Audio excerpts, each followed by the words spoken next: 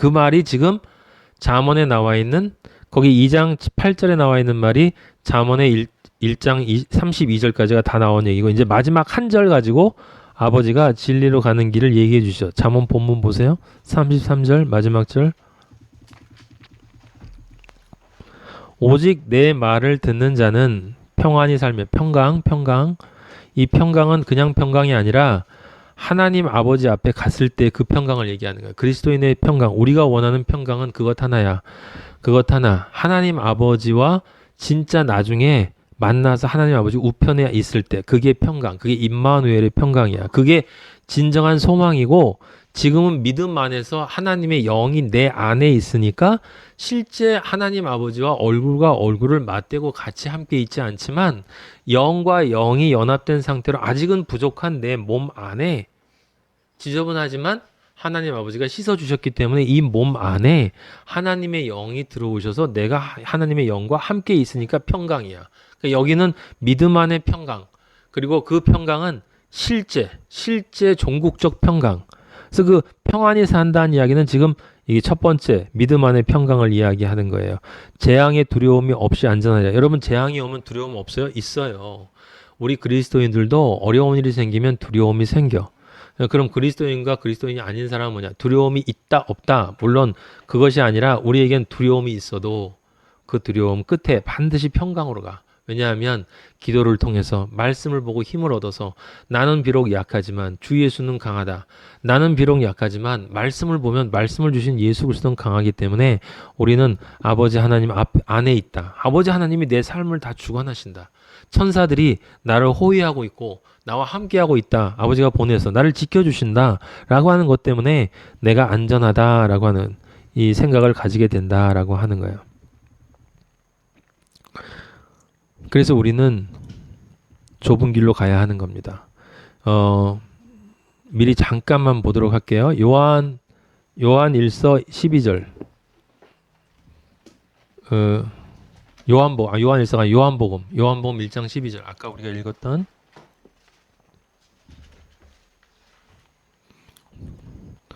요한복음 1장 12. 영접하는 자 곧 그 이름을 믿는 자들에게는 하나님의 자녀가 되는 권세를 주셨으니.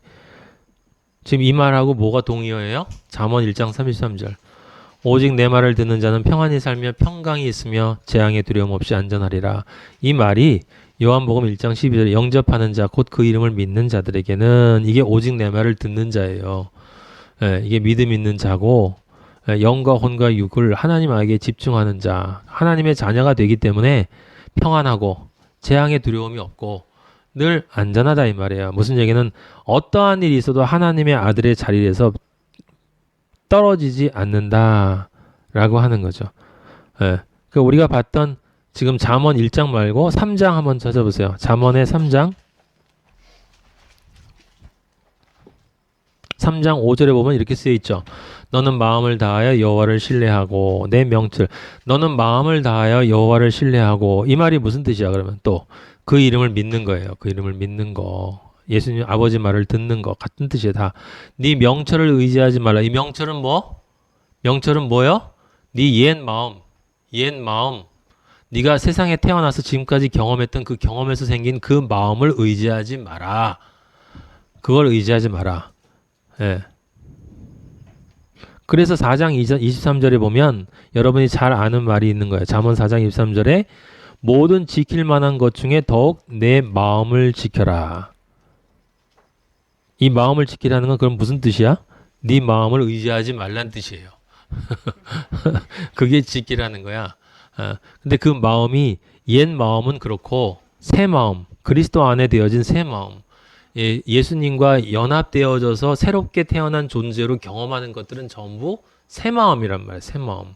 내가 그리스도인 친구들과 만나서 예수님 좋은 얘기했던 것, 그 다음에 고난을 경험했던, 그래서 고난 속에서 하나님 아버지가 나를 지켜주신 것을 경험했던 것, 그래서 또 어려움 시험에 들어서 좌절했지만 내가 어떻게 또 거기서 눈물 흘리고 질질 짜고 회개하고 또 올라왔던 것, 이런 모든 것들이 새 마음이야. 새 마음. 그리스도와 관계되어지는 것을 통해서 경험되어지는 그 모든 것들이 새 마음이야. 그래서 그 새 마음은 어디로 반드시 인도하냐면 예수님을 의지하는 것 이외에는 예수님의 은혜 이외에는 다른 것이 없다라는 사실로 인도하기 때문에 그 새 마음은 명철인 거야. 그래서 지혜가 있는 자, 하나님의 영과 연합이 되어 있는 자는 반드시 명철해지는 거야. 이때 명철은 그 영이 내 안에 밝혀주는 내 마음의 명철이다 이 말이에요.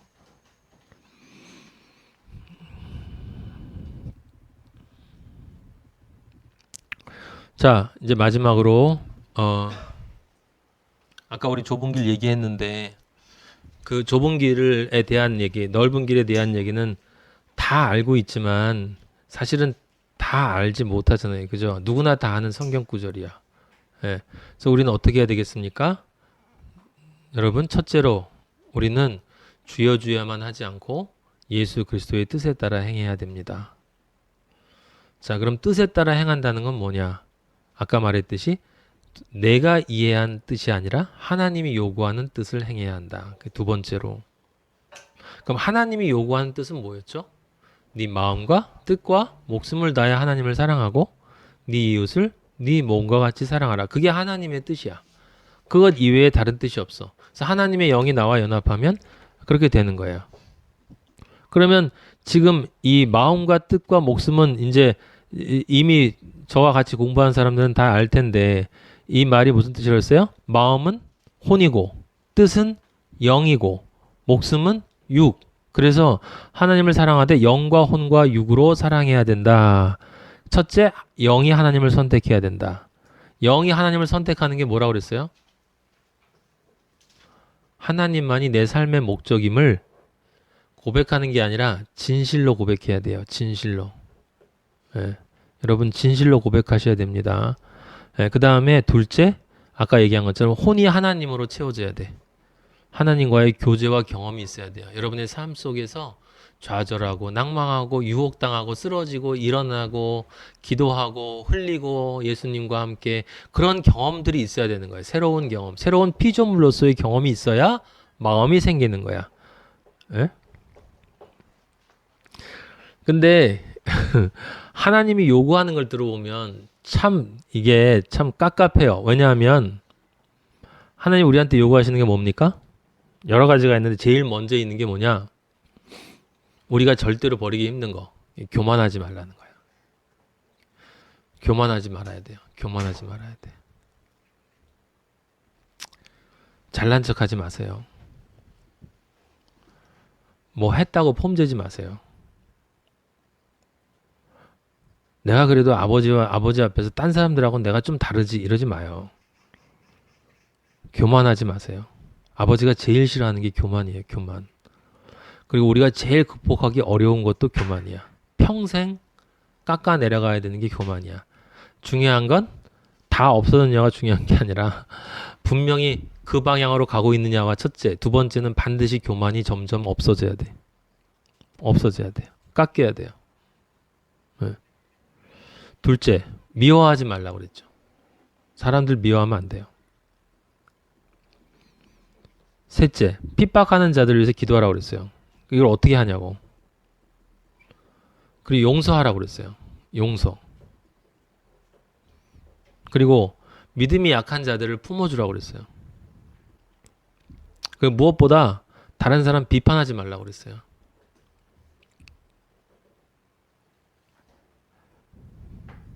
이거는 신앙이 있는 사람들에게 하는 얘기예요, 아버지가. 신앙이 없는 사람들은 비판할 시간이 없어요. 자기 먹고 사는 거 바쁘기 때문에 품어줄 시간도 없어. 왜냐하면 나 혼자 믿기도 힘들어. 핍박 당하지도 않아요. 아니면 신앙이 아직 약하기 때문에 사탄이 별로 공격도 안 해. 신앙이 정말 있는 사람들, 이제 성인으로 가까이 가는 사람들, 청년을 거쳐서 이제 성숙한 그리스도인으로 변해가는 사람들에게 아버지가 하시는 말씀이 교만하지 마라. 그리고 어린애처럼 미워하지 마. 용서해. 믿음이 약한 자들 품어줘. 이제 그럴 때도 됐어. 그리고 비판하지 마. 그 예수님이 우리 마태복음 공부했었잖아요. 마태복음 공부했는데 제가 그 마태복음 5장 공부할 때 산상수훈 할 때 제가 옛날에 말씀을 들으면 굉장히 심도 있고 깊이 있게 해석을 하는 걸 많이 들었거든요. 근데 어제는 이 말씀을 준비하면서 마태복음 5장을 다시 읽었는데 그렇게 복잡한 게 아닐지도 모르겠다라는 생각이 드는 거예요. 여러분 마태복음 5장 38절 한번 찾아볼래요? 마태복음 5장 38절. 이게 마태복음 할 때 이미 말씀을 드렸지만 제가 간략하게 간단하게 한번 말씀을 드리면 이런 거예요. 거기 보면 눈은 눈으로 이는 이로 갚으라. 우리는 늘 이러고 싶단 말이에요. 저도 이게 참 어려워요. 이게 정말. 39절. 나는 너희에게 이러니 악한 자를 대적하지 말라고 해놓고 예수님이 뭐라 했냐면 네 오른쪽 뺨을 치면 왼뺨도 돌려댄다라고 그랬잖아요. 그래서 이게 이런 사람이 어딨냐, 이게 이런 뜻이 아니다 이렇게 말은 얘기를 했는데 그 다음 것도 마찬가지야. 속옷을 원하는 사람이 있으면 겉옷도 줘라. 오리 너랑 몇 킬로를 억지로 끌고 가면 그러면 2배로 같이 가줘라. 너한테 구하는 사람이 있으면 줘. 꾸려고 하는 사람들이 있으면 거절하지 마. 이웃을 사랑하고 원수를 미워하지만 원수를 사랑해. 박해하는 사람을 위해서 기도해. 그래놓고 아버지가 뭐라 그랬냐면 아버지는 그 해를 악인과 선인의 이 해를 비춘다는 거, 이 태양을 비춘다는 물론 맞지만 그 해는 뭐예요? 은혜의 빛, 은혜의 빛. 모든 사람에게 구원받을 수 있는 기회를 주신다는 거예요. 다 똑같이 사랑하시기 때문에. 자, 그런데 39절에 나와 있는 것처럼 오른쪽 뺨을 치면 왼뺨 돌려대고 속옷 가지면 겉옷도 주고 오리 가자고 하면 심리도 동행하고 거절하지 말라. 이 말이 무슨 뜻이냐면요. 이제 은혜롭게 해석하면 되지만 오른쪽 뺨을 쳤을 때 왼뺨을 여기도 때리세요라고 돌려댄다는 말이 아니에요. 이게 누가 여러분의 오른쪽 뺨을 쳤어요. 그럼 화가 나잖아. 근데 그 친구가 오른쪽 뺨을 치고 좀 있다가 왼뺨도 때리려고 그래. 그때 맞으라는 거지. 그러니까 오른쪽 뺨을 쳤는데 왼뺨도 때려서 이놈 미친놈이고 그게 아니라 오른쪽 뺨을 때렸는데 이놈이 이 정도면 된 것 같은데 또 때리려고 그러는 거예요. 또 때리는 거야. 그러면 그것도 맞으라는 거야. 속옷을 뺏어갔어. 나한테 소중한 어떤 것을 뺏어갔는데 남아있는 것도 뺏어가려고 하는 거예요. 내 소유를 오른쪽 뺨 왼뺨 나에게 고통을 주고는 고통을 또 주려고 하는 거고 내 소유를 뺏어가는데 나머지 남아있는 소유조차도 또 뺏어가려고 하는 거예요. 나한테 억지로 내가 원하지 않는 일을 시키는데 그것도 모자라서 또 시키는 거야. 직장에서 여러분 그런 일 많이 당하잖아요. 에? 상사들이. 에? 그리고 와서 나한테는 뭐 달라고 그랬다가 한 번 끝이는 게 아니라 또 와서 또 꺼달라고 그러고 왜 아버지가 또 그러면 그렇게 당해라라고 얘기하는지 알아요? 오른쪽 뺨을 칠 때 왼뺨을 돌리지 않는다는 건 내 자존심이 살아있다는 얘기예요. 내 세상 정의가 살아있다는 이야기고 누가 살아있다는 거예요? 내가 살아있다는 거야. 내가 살아있다는 거예요. 내 소유를 뺏어갔는데 이것까지도 뺏어가? 내 소유는 내가 살아있다는 거예요. 내가 살아있다는 거. 예수님이 하시는 말씀은 다른 게 아니야. 너 버리라는 거예요. 너 버려라. 네가 너를 버리지 않고는 천국에 들어갈 수 없다는 거예요. 근데 너를 버릴 수 있는 이유가 무조건 버리라는 거야, 예수님이? 그렇지 않지. 그 너는 어차피 죄된 너야. 죄된 너. 그 죄된 너는 버리지 않으면 천국에 못 들어가는 거야, 그거는.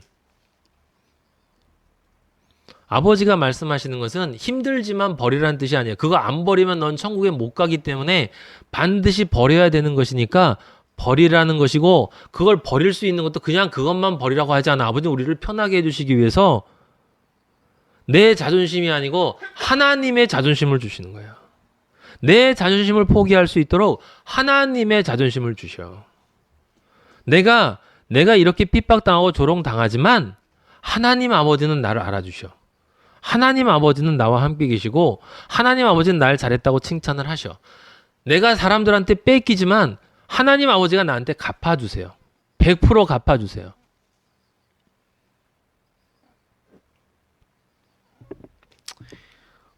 아버지를 소유한 사람은 세상과 나를 버릴 수 있어야 한다는 뜻이야. 근데 너는 그 둘 중에 어느 것이 더 중요하니? 너와 세상이 중요하니? 내가 중요하니? 선택해. 간단한 이야기야. 간단한 이야기. 삶 속에서 다양한 모습으로 나타나지만 매번 같은 이야기다. 같은 이야기 뭐예요? 너를 선택할 거니? 나를 선택할 거니? 너를 선택하면 원래 너는 지옥 가야 되기 때문에 그럼 지옥을 선택한 거야. 나를 선택한 거면 천국이야. 왜냐면 내가 영생이고 내가 천국이니까. 근데 천국과 영생이 보이니? 안 보여? 안 보이면 좋은지 모르겠네. 좋은지 모르면 선택 안 하겠구나. 할 수 없지. 그건 네 선택이야. 천국이 보이니? 근데 어떻게 여길 선택할 수 있어? 그럼 보이는 게 아니잖아. 너 거짓말하고 있네. 너도 이쪽 선택한 거네. 천국이 보이니? 아, 너는 이쪽을 선택하는구나. 넌 진짜 보는구나. 우리가 하나님 아버지가 원하시는 좁은 길로 가는 게 힘든 이유는요. 이런 일들을 해야 되는데 그걸 내가 열심히 노력해서 하는 게 아니라 감사와 은혜로 해야 된다는 거야. 거기 더 나아가서. 감사와 은혜로 해야 된다는 거야. 오른쪽 뺨을 쳤는데 왼쪽 뺨을 맞는 거를 감사와 은혜로 해야 된다는 거야. 감사와 은혜로만 해야 되지 않고 거기 한 조건이 더 추가돼. 뭐가 추가되냐면 자발적으로 해야 돼. 자발적으로. 자발적으로 하면서도 감사와 은혜로 해야 돼. 우리는 옆에 사람 배려하는 것도 힘들잖아요. 그죠? 늘 어렸을 때부터 이렇게 나만 생각하고 자라가지고 다른 사람이 이럴 때 기분이 어떨까라는 것을 배려해 주는 것에 우리는 익숙하지 않잖아요. 아버지는 다 알아요. 알지만 그냥 그렇게 다 받아주시는 거지. 왜냐하면 변할 걸 알기 때문에. 에? 그러니까 감사와 은혜로 해야 돼. 그 어려운 일을. 그러니까 생각하면은 깝깝하잖아요. 그죠? 진짜 깝깝해요. 그리스도인이 되는 길이 좁은 길이 보통 좁은 길이 아닌 거야. 그리고 자발적으로 해야 돼. 그것도. 그러면서도 거기에 하나가 더 나와야 돼요. 뭐가 나와야 되게? 성령의 열매가 나와야 돼.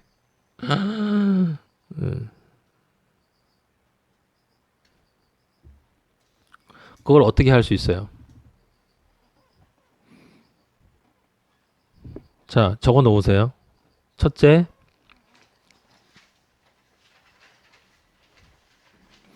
내가 할 수 없음을 고백한다.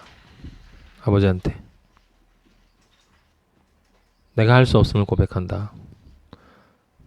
그 안에 두 가지가 있는데, 두 가지. 나는 선악과를, 내 육의 욕망을 홀로 극복할 수 있는 힘이 없습니다. 둘째, 사탄의 공격을 나의 힘으로 막아낼 수 없습니다. 이걸 내가 처절하게 알아야 돼요. 그건 내가 아버지가 원하는 삶을 살기 위해서 노력해 본 사람만 경험해요. 자꾸 쓰러져 본 사람. 같은 것으로 자꾸 쓰러져 본 사람. 저도 경험하기 때문에 그걸 경험하는 사람은 이거 절대 내가 할 수 없다는 것을 알게 돼요. 사탄은 굉장히 영리하기 때문에 여러 가지로 공격하지 않아요. 확실한 거 한 가지로 공격해. 여러분한테 하나씩 있는 약점이 있어요. 약점. 사탄은 똑똑해서 그걸 잘 알아. 근데 사람마다 다 다르거든. 근데 그건 자기 자신이 알아. 자기 자신이. 나와 사탄과 하나님이 알아요. 셋이. 근데 그걸 내가 막을 수 없어.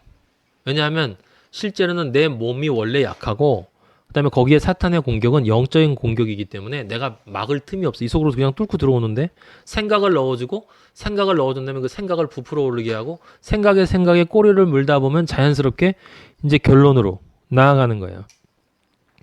두 번째, 그래서 성령에 의해서만 할 수 있다는 것을 알아야 한다. 두 번째, 성령만이 할 수 있다. 아버지의 영만이 할 수 있어요. 성령의 능력 없이는 안 돼. 근데 성령의 검이 뭐예요? 말씀이에요. 말씀. 그러니까 영의 말씀. 성령 연합이 되어져서 이해되어진 말씀. 지금 여러분이 듣고 있는 이 말씀. 그리고 이 말씀이 여러분 안에 들어가서 실제로 이해되어지면 그 말씀. 그래서 내가 그렇게 살아야 되겠다는 그런 감동이 나한테 오는 그 말씀이에요. 그게 있어야 막아낼 수 있어. 그다음에 세 번째, 성령만이 할 수 있기 위해서는 나는 무엇을 해야 되냐면 성령이 할 수 있도록 성령이 할 수 있는 그런 존재가 돼야 돼요. 내가 준비가 돼야 돼. 내 안에 성령이 할 수 있는 준비가 돼야 돼. 그러면 성령이 내 안에서 할 수 있도록 할 수 있는 조건은 뭐냐? 네 번째. 그게 뭐냐면 내가 1만 달란트 빚진 자였다는 것을 알아야 돼요. 1만 달란트라는 갚을 수 없는 돈이란 뜻이에요. 1만 달란트라는 건 요즘에 저 아랍 부호는 1만 달란트 아니라 더 많은 돈도 있어요. 1만 달란트 빚진 자라는 말은 갚을 수 없는 돈. 이건 하늘의 돈이에요. 하늘의 돈을 어떻게 갚어? 이 세상 돈이 아니야. 그래서 영원한 지옥에 갈 수밖에 없는 존재라는 걸 알아야 돼요. 구체적으로 말하면 지옥에서 지옥을 간다. 즉 지옥, 땅지자 감옥옥자. 이 땅의 감옥에서 진짜 지옥인 불못으로 갈 수밖에 없는 존재라는 것을 내가 알아야 되는 거예요. 그게 첫 번째고 두 번째는 그 1만 달란트가 예수님의 십자가에 의해서 완벽하게 사함받았다는 것에 대한 감사가 내 안에 있어야 돼. 감사가. 진실된 감사. 감사한다는 마음 많고 그 다음에 다음으로 사함받은 자가 감사함과 함께 또 뭐가 있어요? 기쁨이 있을 수밖에 없어. 기쁨이. 이 목사님들 그런 예를 많이 들잖아요. 사형수로 사형당하기 직전에 이렇게 되면 감사와 기쁨이 있다. 그렇게라도 이해를 해야 되는 거예요. 그 다음에 이 기쁨이 있고 기쁨이 있다는 얘기는 아버지의 아들이 이제 거기서 멈추면 안 되는 거예요. 거기서 멈추면 이제 죄인으로 죽어야 되는데 용서받았다는 것에 그치는데 우리 성경 아버지의 은혜는 그냥 죄에서 구원해 주는 게 아니고 죄에서 구원해 주고 물에 빠져서 나온 놈을 보따리 줘. 보따리를 주는 게 아니라 아버지의 아들로 만들어줘요. 아버지의 아들로. 그러니까 1만 달란트 빚진 자였다는 것 알아야 되고 1만 달란트를 사함받았다는 감사가 있어야 되고 1만 달란트 사함받은 것에 대한 기쁨이 나와야 되는 거고 더 나아가서 아버지의 아들이 된 것에 대한 또 다른 은혜와 감사와 기쁨이 있어야 돼. 그러면 그게 뭐예요? 성령님이 할 수 있는 내가 된 거예요. 내가 연합된 거예요. 연합된 거. 그게 마태복음 18장에 나와 있어요. 나중에 읽어보세요. 지금 시간이 없어서 안 읽겠어요. 그 얘기할 때 제가 옛날에 여러분들한테 강조해서 얘기한 게 있는데 거기 두 사람이 나오거든요. 1만 달란트 빚졌다라는 건 이제 내 목숨이에요. 목숨. 영원한 목숨. 지옥. 그 다음에 100달란트. 100달란트는 100일치 임금이라고 그랬어. 한 사람이 하루 일하면 1달란트. 100달란트니까 100일인 거. 그러니까 별 볼 일 없는 거예요. 근데 이 사람이 자기는 용서받고 용서하지 않았다고 그랬잖아요. 근데 거기서 중요한 게 뭐라고 그랬습니까? 실제 용서하지 않은 게 아니라 용서할 수도 있다라고 제가 얘기했어요. 용서할 수도 있다고. 100달란트 받은 구워준 사람한테 그래 알았어. 100달란트 안 받을게.